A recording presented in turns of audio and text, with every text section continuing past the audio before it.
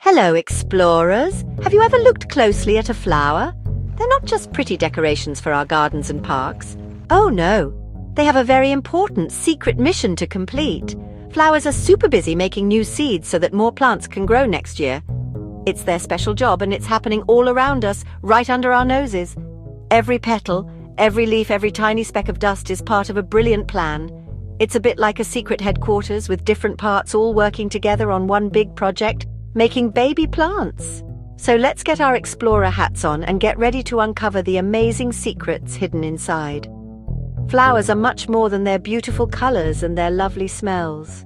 Those things are actually clever tricks to help them with their mission. Think of a flower as a tiny, colorful factory.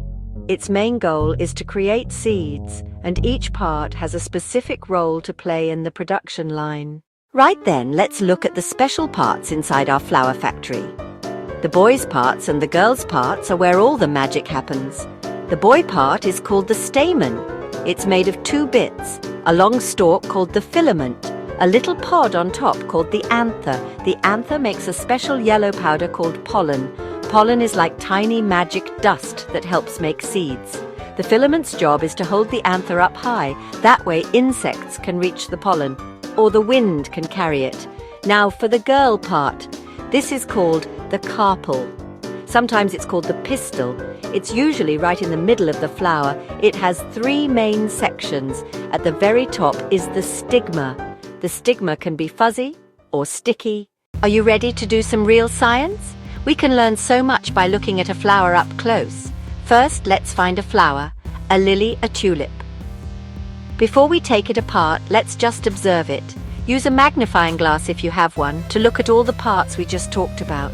Can you see the stamens? Can you see their dusty anthers? Can you spot the carpel in the middle? Now, get a piece of paper and a pencil. Let's draw the flower and try to label as many parts as you can remember. This is what scientists do. They draw and record everything they see. Now for the really exciting bit, a dissection. Dissection just means carefully taking something apart to see how it works. We need to be super careful here. Ask a grown-up to help you, especially if you're using tweezers. Gently use your fingers or the tweezers to pull off one of the petals. Look at its shape and feel its texture. Next, carefully remove the stamens. You can gently tap the anthers on a dark piece of paper to see the pollen fall out like tiny specks of dust. So we have the pollen from the male stamen and we have the ovules in the female carpel. But how do they get together to make a seed? This amazing process is called pollination. Pollination is the movement of pollen from an anther to a stigma. The sticky stigma is like a gluey landing pad designed to catch and hold pollen grains. Without it, pollen might blow away. That's why the stigma is so clever. Sometimes it lands on the same flower. Self-pollination. It's a good backup plan. Many plants prefer cross-pollination. Pollen travels from one flower to another of the same kind. That mixes the instructions for the new plant, making baby plants stronger and healthier. Once pollen lands on the right stigma, fertilization begins.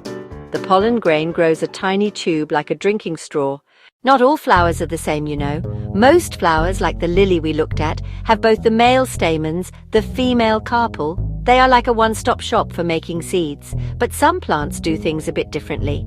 Take the alder tree, for example. It has two different types of flowers. Long, dangly male flowers, catkins full of pollen, separate, smaller, cone-like female flowers ready to catch pollen. The boy and girl flowers live on the same tree, but they are separate. Some flowers are insect-pollinated. These are the show-offs. Big petals, brightly colored petals, produce sweet-smelling nectar bees, butterflies, other insects. Other flowers are wind-pollinated. They don't need to be flashy.